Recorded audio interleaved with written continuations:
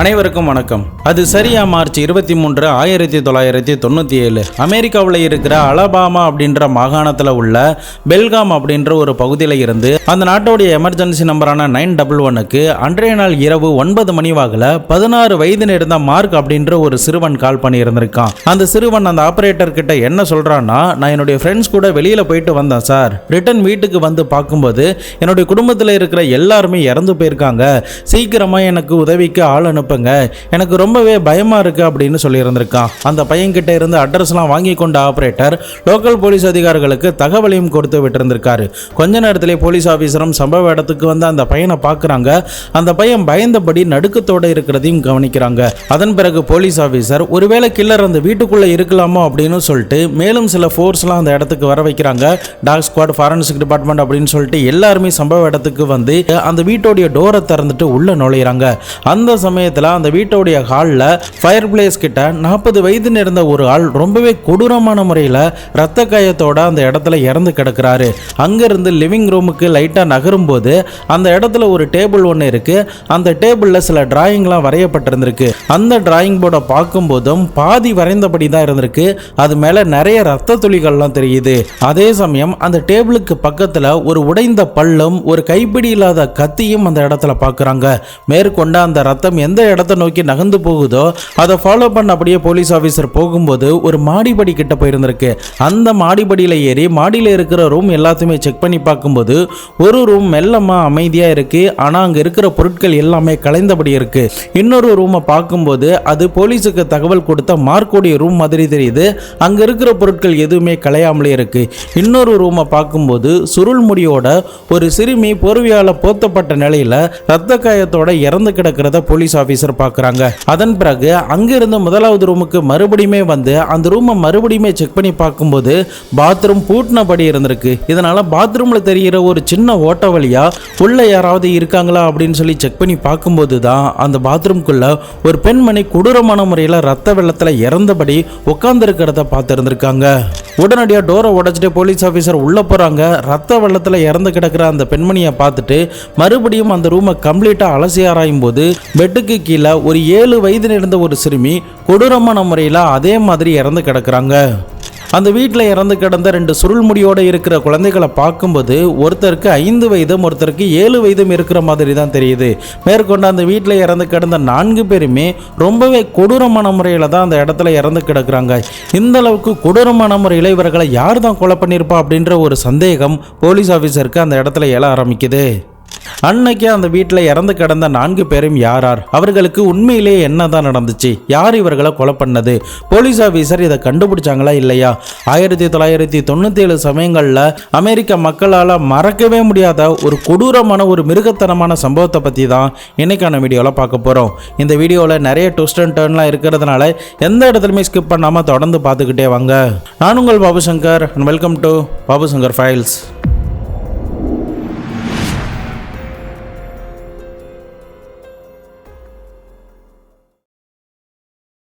நம்ம சேனலில் வர வீடியோஸ்லாம் உங்களுக்கு பிடிச்சிருந்ததுன்னா மறக்காமல் லைக் பண்ணி உங்களுடைய நண்பர்களுக்கும் ஷேர் பண்ணி விடுங்க. சப்ஸ்கிரைப் பண்ணாமல் யாராவது பார்த்துக்கிட்டு இருந்தீங்கன்னா மறக்காமல் சப்ஸ்கிரைப் பண்ணி பாருங்கள். சப்ஸ்கிரைப் செய்து பார்த்துட்டு இருக்கிற அனைவருக்குமே மிக்க நன்றி.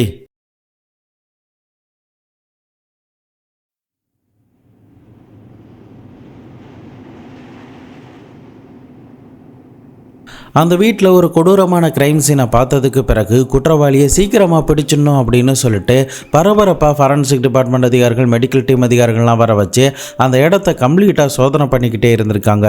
இப்படி ஒரு பரபரப்பான சூழ்நிலை இருக்கிற சமயத்தில் தான் அந்த வீட்டோடைய வாசல் முன்னாடி வந்து ஒரு கார் ஒன்று வந்து நிற்குது. அந்த காரில் இருந்து இறங்கி வர நபரை போலீஸ் ஆஃபீஸர் பார்க்குறாங்க. ஆள் பார்ப்பதற்கு வாட்ட சட்டமாக இருந்திருக்காரு. அவருமே போலீஸ் ஆஃபீஸர் கிட்ட வந்து தன்னுடைய பேர் டாமி ஹண்ட் அப்படின்னு, இங்கே என்ன ஆச்சு, ஏன் போலீஸ் ஆஃபீஸர்லாம் நிற்கிறீங்க அப்படின்னு சொல்லி கேட்டிருந்திருக்காங்க. அந்த சமயத்தில் தான் ஒரு போலீஸ் ஆஃபீஸர் இந்த வீட்டுக்குள்ளே இருக்கிற 2 சின்ன பிள்ளைகள் இறந்து போயிட்டாங்க அப்படின்னும் அது கூடவே ஒரு ஆணும் ஒரு பெண்ணும் இறந்து போயிருக்காங்க அப்படின்னு சொல்லியிருந்திருக்காங்க. இதை கேட்டதுமே அந்த டாமிக்கு பயங்கர ஷாக்கிங்காக இருந்திருக்கு.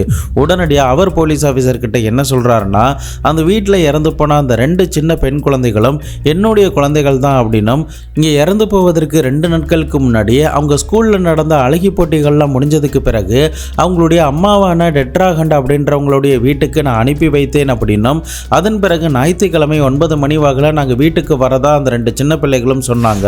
என்னுடைய முன்னாள் மனைவியும் சொன்னாங்க.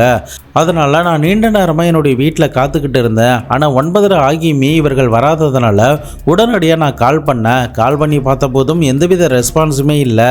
அதனால தான் என்னாச்சோ ஏதாச்சோ அப்படின்னு சொல்லிட்டு நேரில் வந்து பார்த்துடலாம் அப்படின்னு நானே என்னுடைய காரை எடுத்துகிட்டு வந்து பார்த்தேன். ஆனால் இங்கே வந்து பார்க்கும்போது தான் என்னுடைய முன்னாள் மனைவியும் என்னுடைய ஆசை குழந்தைகளும் இந்த இடத்துல கொடூரமான முறையில் இறந்து கிடக்குறாங்க அப்படின்ற ஒரு செய்தி எனக்கு தெரிய வருது அப்படின்னு ரொம்பவே வேதனையோட டாமி போலீஸ் ஆஃபீஸர்கிட்ட சொல்கிறாரு. மேற்கொண்ட டாமி கிட்ட அந்த வீட்டில் இறந்து கிடந்தது உங்களுடைய மனைவி டெட்ரா அப்படின்னு வச்சுக்கோங்க, அவங்களுக்கு பக்கத்தில் இறந்து கிடந்தது யார் அப்படின்னு சொல்லி கேட்டபோது தான் சில விஷயங்கள் எல்லாமே டாமி போலீஸ் ஆஃபீஸர்கிட்ட சொல்கிறாரு. அது என்ன அப்படிங்கிறத இப்போ நம்ம பார்த்துடலாம்.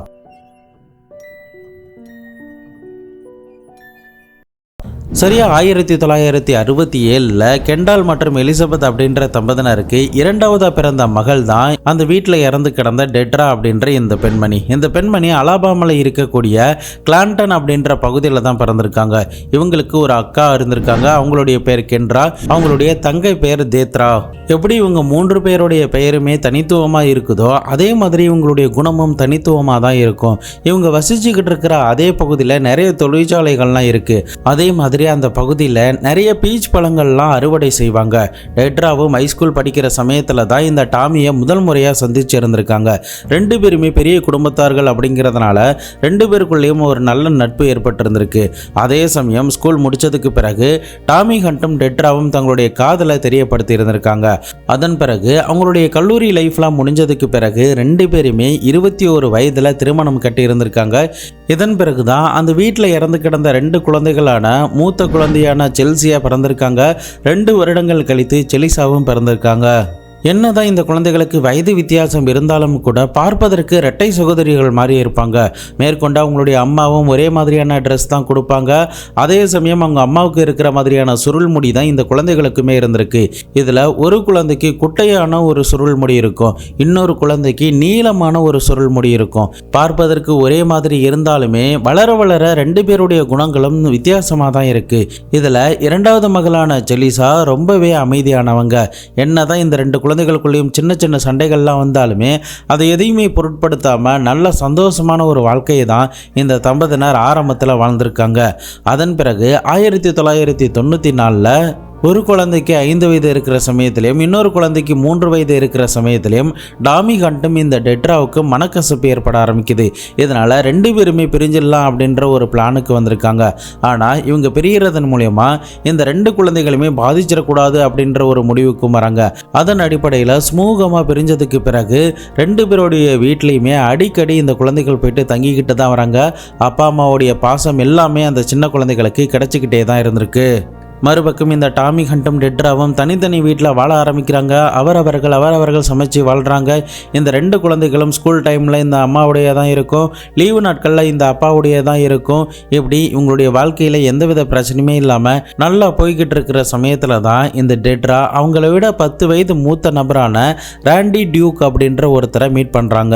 இந்த 2 பேருக்குள்ளேயும் காதல் மலர ஆரம்பித்து 2 பேரும் திருமணமும் பண்ணியிருந்திருக்காங்க. திருமணம் பண்ண கையோட தன்னுடைய 2 குழந்தைகளையுமே அழைத்து கொண்டு ராண்டி கூட பெல்காம் அப்படின்ற பகுதிக்கும் போயிருந்திருக்காங்க.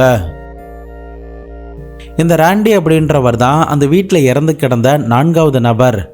இந்த ராண்டியை பற்றி சொல்லணும்னா, இந்த ராண்டிக்கு டாரா அப்படின்ற ஒரு பெண் கூட ஏற்கனவே திருமணமாகி ஒரு மகனும் பிறந்திருக்கான். இந்த ராண்டி மற்றும் தாராவுக்கு பிறந்த மகன் தான் போலீஸ் ஆஃபீஸருக்கு எமர்ஜென்சி நம்பருக்கு கால் பண்ணால 16 வயது நிறைந்த சிறுவன். அந்த சிறுவனான மார்க் ஆண்டனி டியூக். நாட்கள் நகர இந்த ராண்டிக்கும் தாராவுக்கும் மனக்கசு ஏற்பட்டதுனால 2 பேருமே பிரிஞ்சிருந்திருக்காங்க. அதன் பிறகு மார்க் டியூக் அவங்களுடைய அம்மா கூட தான் வளர ஆரம்பிக்கிறான். ராண்டி டியூக்கும் தனியாக தான் வாழ்ந்துக்கிட்டு இருந்திருக்காரு. தாரா கணவரை பிரிந்து வந்ததுக்கு பிறகு பொருளாதார ரீதியாக தன்னுடைய மகனை வைத்து வளர்ப்பதற்கு ரொம்பவே சிரமப்பட்டாங்க. ஒரு டாய்லெட் வசதி கூட இல்லாத ஒரு வீட்டில் தான் தன்னுடைய மகனை வளர்த்தாங்க. 10 வயது இருக்கிற வரைக்குமே அவங்க அம்மா கூட தான் அந்த பையன் இருந்தான். அதன் பிறகு தன்னுடைய அம்மா கூட இருக்க விருப்பம் இல்லை அப்படின்னு சொல்லிட்டு மறுபடியுமே தன்னுடைய அப்பா கூடயே வந்து தங்கி இருந்திருக்கான். ராண்டியுமே தன்னுடைய மகன் வந்துட்டதுனால ஒரு பெரிய வீடாக எடுத்து தங்க ஆரம்பிச்சிருக்காரு. அதே சமயம் அவனுக்கு உண்டான வசதிகள் எல்லாமே பெருக்கிக் கொள்ளணும் அப்படிங்கிறதுக்காக இந்த பிளம்பர் வேலையை தவிர மது கட்டுப்பாட்டு டிபார்ட்மெண்ட்லையும் சில வேலைகளை அவர் பார்க்க ஆரம்பிக்கிறாரு. அதன் மூலியமாகவும் சில வருமானங்கள் அவருக்கு கிடைக்கிறதுனால தன்னுடைய மகனை நல்ல விதமாக வளர்க்க ஆரம்பிச்சிருக்காரு. இந்த சமயத்தில் தான் ராண்டிக்கு டோனா அப்படின்ற ஒரு ஸ்கூல் டீச்சருடைய பழக்கம் ஏற்பட்டு அந்த பழக்கம் திருமணம் வரைக்குமே போயிருந்திருக்கு. ஆனால் நாளை பின்ன அதுவுமே டிவோர்ஸில் போய் முடிஞ்சிட்டதுக்கு பிறகு தான் இந்த ராண்டி அடுத்த கட்டமாக அந்த வீட்டில் இறந்து கிடந்த டெட்ராவை மீட் பண்ணியிருந்திருக்காரு.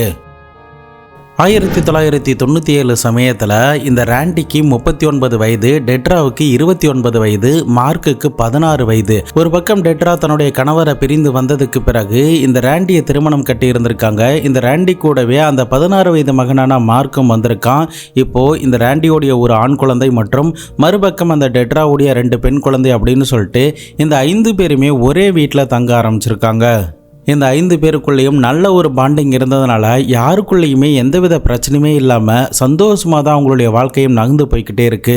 டெட்ராவும் தன்னுடைய 2 பெண் குழந்தைகளை டாமியை பார்ப்பதற்கு அனுமதியெல்லாம் கொடுத்துருந்துருக்காங்க. அந்த விதத்துலையுமே எந்தவித பிரச்சனையுமே அவர்களுக்குள்ள கிடையாது அப்படின்னு டாமி ஹண்ட் போலீஸ் அதிகாரிகள் கிட்ட இந்த ஸ்டேட்மெண்ட் எல்லாத்தையுமே கொடுக்குறாரு. ஆக மொத்தம் இந்த இடத்துல உங்களுக்கு புரிஞ்சிருக்கும் அப்படின்னு நான் நினைக்கிறேன். அந்த வீட்டில் இறந்து கிடந்தது 4 பேர். ஒன்று டெட்ரா, இன்னொன்று ராண்டி, இன்னொன்று டெட்ராவுடைய 2 பெண் குழந்தைகள். இப்போ டாமி கிட்ட விசாரணைகள்லாம் முடித்ததுக்கு பிறகு போலீஸுக்கு தகவல் கொடுத்த மார்க் கிட்ட போலீஸ் அதிகாரிகள் விசாரிக்கிறாங்க. அந்த பையன் கிட்ட கேட்கும்போது அவன் என்ன சொல்லியிருந்திருக்கானா, நான் வெள்ளிக்கிழமையே வீட்டை விட்டு வெளியில் போயிட்டேன் அப்படின்னும் என்னுடைய ஃப்ரெண்ட்ஸ் கூட ஒரு பார்ட்டிக்காக போயிருந்தேன். நான் இப்போ ஞாயிற்றுக்கிழமை ரிட்டர்ன் வந்து பார்க்கும்போது தான் என்னுடைய வீட்டுக்குள்ளே இப்படி ஒரு அசம்பாவிதங்கள்லாம் நடந்திருக்கு அப்படின்னு சொல்கிறாங்க. அடுத்த கட்டமாக போலீஸ் ஆஃபீஸர் இறந்து கிடந்தவங்களுடைய சடலத்தெல்லாம் பிரேத பரிசோதனைக்கு அனுப்பி வைத்ததில் ராண்டியோடைய சடலத்தில் 2 துப்பாக்கி தோட்டாக்களும், டெட்ராவுடைய உடம்பு மேலே 2 தோட்டாக்களும், மீதம் இருக்கிற அந்த 2 பிஞ்சு குழந்தைகள் கத்தியால் அறுத்து கொலை செய்யப்பட்டிருக்காங்க அப்படின்ற மாதிரி அந்த ரிப்போர்ட்டில் வந்திருக்கு. மேற்கொண்டு ராண்டி மற்றும் டெட்ராவுடைய உடம்புல பாய்ந்த குண்டுகளை வச்சு பார்க்கும்போது 2 துப்பாக்கிகளில் இருந்து வந்த மாதிரி தெரிஞ்சிருந்திருக்கு. இதனால் 2 பேர்கிட்ட இந்த கொலை சம்பவத்தில் ஈடுபட்டிருப்பாங்களோ அப்படின்ற ஒரு சந்தேகமும் போலீஸ் அதிகாரிகளுக்கு எழ ஆரம்பிக்குது. இறந்து போனவங்களுடைய சடலத்தில் இருந்த காயத்தை வச்சு பார்க்கும்போது அந்த வீட்டில் இருந்த கத்தியை பயன்படுத்தி தான் கொலை செஞ்சுருக்காங்க அப்படிங்கிறது தெரிய வருது. அதே சமயம் இந்த கொலை சம்பவம் நடந்து 36 மணி நேரத்துக்கு மேலே ஆகுது அப்படின்னு அந்த ரிப்போர்ட்டில் மருத்துவர்கள் கொடுத்துருந்துருக்காங்க.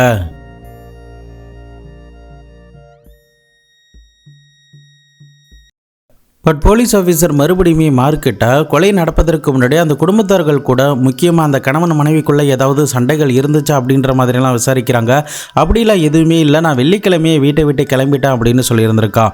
மேற்கொண்டு இவன் உண்மையிலேயே நண்பர்களுடைய வீட்டுக்கு தான் போனானா அப்படிங்கிறத உறுதிப்படுத்தணும் அப்படிங்கிறதுக்காக அவனுடைய நண்பர்களான 19 வயது நேர்ந்த பிராண்டன், 17 வயது நேர்ந்த டேவிட் அப்படின்னு சொல்லிட்டு 2 பேருமே போலீஸ் ஸ்டேஷனுக்கு வர வைத்து மார்க் டிக் சொன்னது உண்மையா பொய்யா அப்படிங்கிறத கிராஸ் வெரிஃபிகேஷன் பண்ணி பார்த்துருந்துருக்காங்க. அது எல்லாமே பர்ஃபெக்டாக அவன் சொன்ன மாதிரியே தான் இருந்திருக்கு.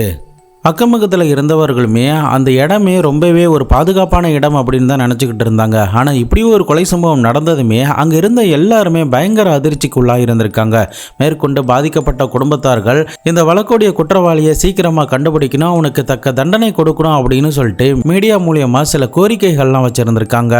மேற்கொண்டு அந்த வீட்டில் இறந்து கிடந்த ராண்டியை பற்றி விசாரணை பண்ணதில் அவர் ஏற்கனவே போலீஸுக்கு ஒரு சீக்ரெட் ஏஜென்ட் மாதிரி வேலை பார்த்துருந்துருக்காரு. அதாவது இல்லீகலாக யாராவது போதை கடத்தினா அவர்களை போலீஸ்கிட்ட மாட்டி விடுறது எல்லாமே இந்த ராண்டி தான். அப்படிப்பட்ட சில ஆப்ரேஷனில் இந்த ராண்டி ஈடுபட்டிருந்திருக்காரு. 1990 சமயங்களில் கூட சில பேரை போலீஸ் அதிகாரிகள் கிட்ட இவர் பிடிச்சு கொடுத்துருந்துருக்காரு.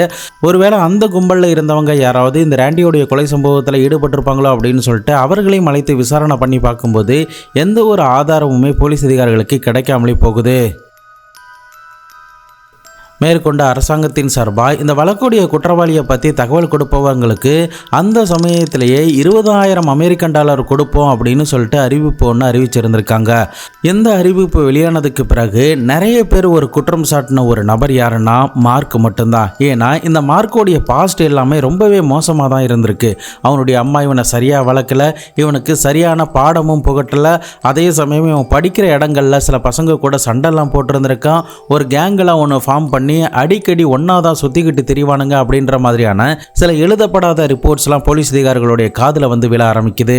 பட் அந்த பையனுக்கு எதிராகவும் அவங்க ஃபார்ம் பண்ண அந்த கேங்குக்கு எதிராகவும் எந்த ஒரு குற்ற சம்பவத்தில் ஈடுபட்ட மாதிரியான ரெக்கார்ட்ஸுமே இல்லை. இதனால் போலீஸ் ஆஃபீஸர் சீக்கிரட்டாக மார்க் டியூக்கு தான் குற்றவாளியா அப்படிங்கிறத கண்டுபிடிக்கணும் அப்படிங்கிறதுக்காக சில ஆப்ரேஷனில் ஈடுபட ஆரம்பிக்கிறாங்க. ஆனாலுமே போலீஸ் ஆஃபீஸருக்கு மார்க் எப்படி தன்னுடைய சொந்த குடும்பத்தார்களை கொலை பண்ணுவான், அதுக்கான காரணமும் என்ன அப்படிங்கிறத பற்றின ஒரு குழப்பம் நீடிச்சுக்கிட்டே தான் போயிட்டே இருந்திருக்கு.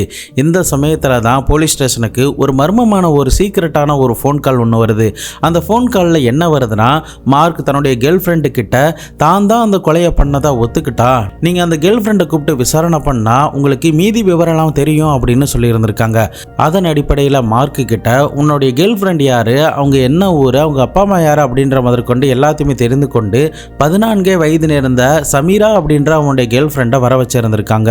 அதன் பிறகு அந்த சிறுமி தன்னுடைய அப்பா அம்மா கூட தான் அன்றைய நாள் வந்திருக்காங்க. அவங்க கிட்ட கேட்கும்போது, ஆமாம் சார், ஒரு நாள் மார்க்கோடைய கையில் ஒரு காயத்தை பார்த்தேன், என்னாச்சு, இது என்ன காயம் அப்படின்னு சொல்லி நான் கேட்டபோது, என்னுடைய குடும்பத்தை நான் கொலை பண்ணிட்டேன், அதில் ஏற்பட்ட காயம் தான் அப்படின்னு என்கிட்ட சொன்னா. நானும் விளையாட்டுக்காக தான் இதை சொல்கிறேன் அப்படின்னு நினச்சேன். ஆனால் நேரம் ஆக ஆக அவங்களுடைய குடும்பத்தில் இருந்தவங்க எல்லாரும் இறந்து போயிட்டாங்க அப்படின்ற செய்தி கேட்டதுமே எனக்கு பயங்கர ஷாக்கிங்கும் இவன் மேலே ஒரு பயமும் தான் ஏற்பட்டுச்சு அப்படின்னு அந்த சின்னஞ்சிறுமி போலீஸ் ஆஃபீஸர் கிட்ட இப்படிப்பட்ட ஒரு ஸ்டேட்மெண்ட்டை கொடுத்துருந்துருக்கா.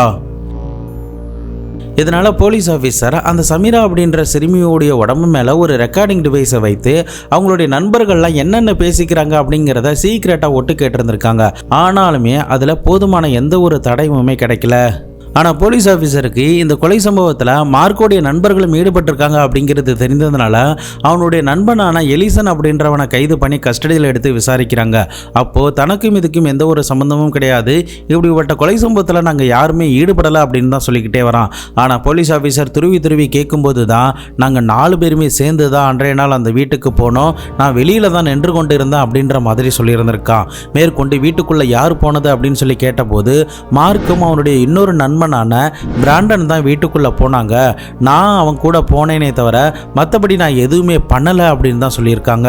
மேற்கொண்டு அவன் என்ன சொல்கிறான்னா, நானும் டேவிட் அப்படின்ற இன்னொரு பையனும் வீட்டுக்கு வெளியில் நின்று கொண்டு காரில் காத்துக்கிட்டு இருந்தோம், யாராவது வராங்களா இல்லையான்னு சொல்லிட்டு வாட்ச் பண்ணிக்கிட்டே இருந்தோம். அதன் பிறகு மார்க் அந்த கொலையெல்லாம் பண்ணிட்டு எங்கள் காரில் வந்தான், நாங்கள் எல்லாருமே ஒன்றா தான் போனோம் அப்படின்ற மாதிரி இது எல்லாத்தையுமே சொல்லியிருந்திருக்கான்.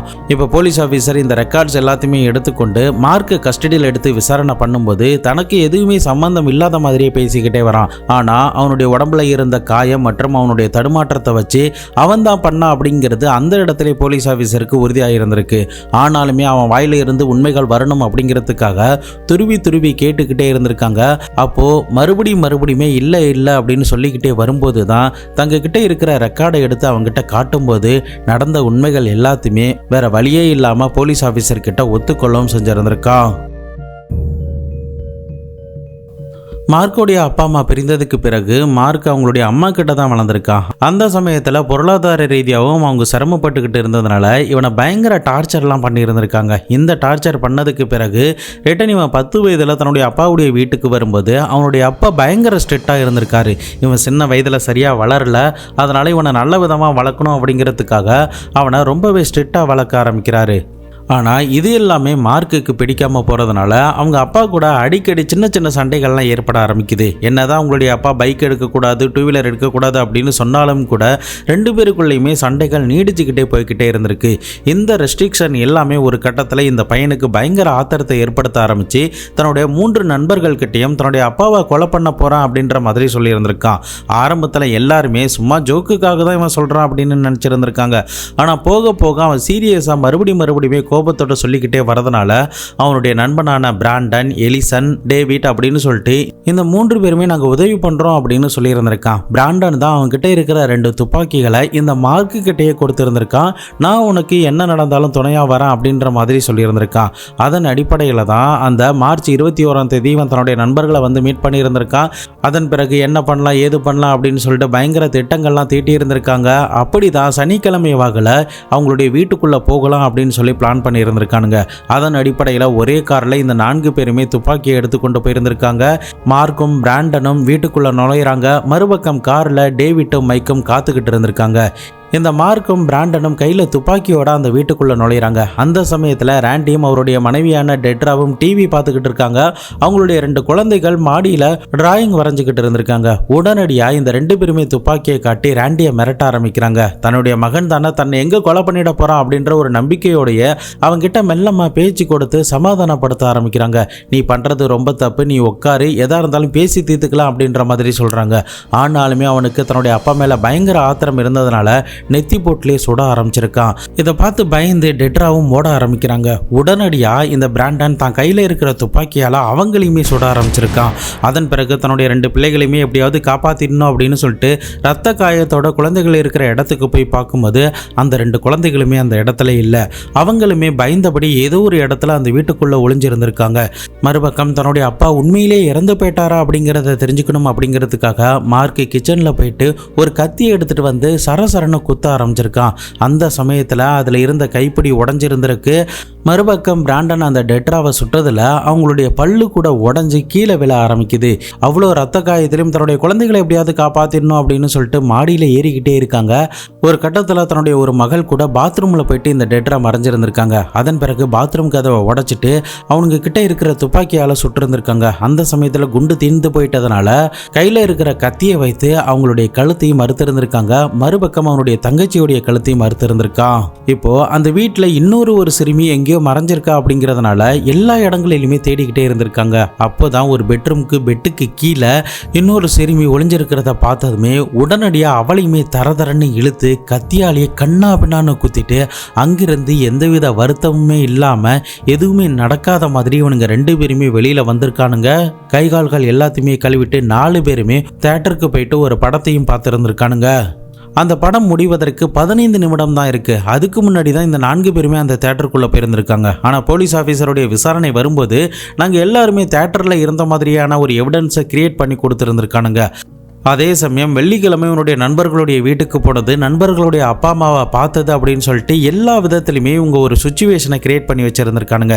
இதனால் போலீஸ் ஆஃபீஸர் என்னதான் விசாரணை பண்ணாலும் ஈஸியாக தப்பிச்சிடலாம் அப்படின்ற மாதிரி தான் இவனுங்க பக்காவாக பிளான் போட்டிருந்துருக்கானுங்க.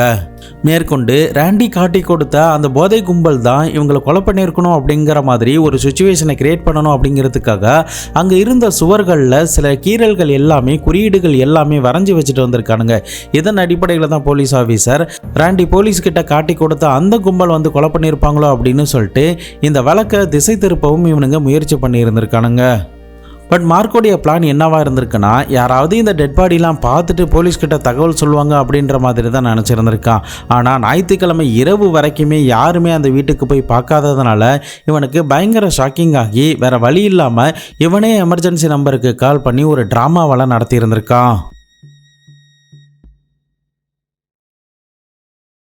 அப்படி ஒரு எமர்ஜென்சி கால் பண்ணும்போது தான் இவன் ஒரு முக்கியமான ஒரு மிஸ்டேக்கை பண்ணியிருக்கான். அது என்னன்னா, அந்த ஃபோன் கால் பண்ணபோது என்னுடைய குடும்பத்தில் இருந்தவங்க எல்லாருமே இறந்து போயிட்டாங்க அப்படின்ற மாதிரி சொல்லியிருந்திருக்கான். உள்ளே போகிறதுக்கே பயமாக இருக்குது, சீக்கிரமாக வந்து உதவி பண்ணுங்க அப்படின்னு சொல்லியிருந்திருக்கான். ஆனால் நேரடியாக போலீஸ் ஆஃபீஸர் போகும்போது நான் வீட்டை திறந்ததுமே என்னுடைய அப்பா இறந்து கிடந்தாங்க, பயந்து போய் வெளியில் வந்துட்டேன் அப்படின்ற மாதிரி சொல்லியிருந்திருக்கான். இந்த ஒரு ஸ்டேட்மெண்ட்டு முரண்பட்டதுனால தான் இவனுக்கு எதிராக இருக்கிற சந்தேகம் எல்லாமே வலுக்க ஆரம்பிச்சிருந்திருக்கு. பிராண்டனுமே நடந்த விஷயங்கள் எல்லாத்தையுமே ஒத்துக்கொள்ளவும் செஞ்சுருந்திருக்கான். இந்த மார்க்குமே ஒத்துக்கொள்ளவும் செஞ்சுருந்திருக்கான். இறுதியாக இந்த 4 பேருக்கும் எதிராக இருக்கிற ஆதாரங்கள் பயங்கர ஸ்ட்ராங்காக இருந்திருக்கு. மேற்கொண்டு இந்த முக்கிய குற்றவாளியான பிராண்டன் மற்றும் மார்க்குக்கு 1998 மார்ச் 19 அந்த நாட்டு நீதிமன்றம் ஒரு மரண தண்டனையை கொடுத்திருந்திருக்காங்க. எடிசன் மற்றும் டேவிட்டுக்கு 16 ஆண்டு காலம் சிறை தண்டனையும் கொடுக்கப்பட்டிருந்திருக்கு. பட் மார்க்குக்கு மரண தண்டனை கொடுத்திருந்தாலும் அந்த வழக்கு நீண்ட நாட்களாக இழுத்தடிச்சுக்கிட்டே தான் போயிருந்திருக்கு. ஏன்னா கொலை சம்பவம் நடக்கும்போது அவனுக்கு வெறும் 16 வயது தான், பிராண்டனுக்கு 19 வயது. அவன் ஒரு மேஜர் அப்படிங்கிறதுனால இந்த வழக்கில் விவாதிக்க வேண்டிய எந்த ஒரு தேவையுமே இல்லை. ஆனால் இந்த மார்க் டியூக் அப்படின்றவன் ஒரு மைனர் அப்படிங்கிறதுனால அவனுடைய லாயர் மூலியமா நீண்ட நாட்கள் இந்த வழக்குக்காக மேல்முறையீடெல்லாம் பண்ணி வாதாடிக்கிட்டே இருந்திருக்காங்க. ஆனால் மறுபக்கம் பிராண்டனுக்கு 5 வருடத்திற்கு முன்னாடி 2019 மே 15 லீத்தல் இன்ஜெக்ஷன் மூலமா மரண தண்டனைலாம் கொடுக்கப்பட்டிருந்திருக்கு. மறுபக்கம் இது எல்லாத்துக்குமே முக்கிய மூல காரணமாக இருந்த மார்க்குக்கு அவனுடைய மரண தண்டனையில இருந்து ஆயுள் தண்டனையாக நீதிமன்றம் மாற்றி இருந்திருக்கு. தற்போதைக்கு இவன் ஜெயிலில் உயிரோட தான் கம்மி பண்ணிக்கிட்டு இருக்கான். சின்ன வயதில் ஒரு அப்பா அம்மாவுடைய கண்டிப்பில் வளராத ஒரு பையனுடைய வாழ்க்கை எந்த அளவுக்கு திசை மாறி போகுது அப்படிங்கிறத நிச்சயமாக இந்த மார்க்குடைய சம்பவத்தின் மூலிமா நம்மளால் தெரிஞ்சுக்க முடியும். என்னதான் இந்த மார்க்குக்கு 16 வயதாக இருந்தாலும் இவன் எல்லாத்தையுமே பக்காவாக திட்டம் தீட்டு தான் பிளான் பண்ணி அனைவரையுமே கொலை பண்ணியிருந்திருக்கான். அதனால் இவனுக்குமே மரண தண்டனை கொடுத்துருக்கலாம் அப்படின்னு தான் நான் சொல்லுவேன். நீங்கள் இந்த மார்க்கை பற்றி என்ன நினைக்கிறீங்க அப்படிங்கிறதையும் இந்த சம்பவத்தின் மூலிமா என்ன தெரிஞ்சுக்கிட்டீங்க அப்படிங்கிறதையும் இந்த வீடியோவுக்கு 5க்கு எவ்வளோ ஸ்டார் கொடுப்பீங்க அப்படிங்கிறதையும் மறக்காம கமெண்ட் பாக்ஸில் சொல்லுங்கள். இதை பற்றி உங்களுடைய நண்பர்களும் தெரிஞ்சுக்கணும் அப்படின்னு நீங்கள் ஆசைப்பட்டீங்கன்னா அவர்களுக்கும் ஷேர் பண்ணி விடுங்க. நம்ம சேனலுக்காக உருவாக்கப்பட்ட இன்ஸ்டாகிராம் டெலிகிராமில் ஃபாலோ பண்ணாதவங்க ஃபாலோ பண்ணிக்கோங்க, ஜாயின் பண்ணாதவங்க ஜாயின் பண்ணிக்கோங்க. நாளை மறுநாள் வேறு ஒரு கிரைம் கேஸோட வேறு ஒரு வீடியோவில் உங்களை வந்து சந்திக்கிறேன். அது வரைக்கும் உங்களிடமிருந்து விடைபெறுவது உங்கள் பாபுசங்கர்.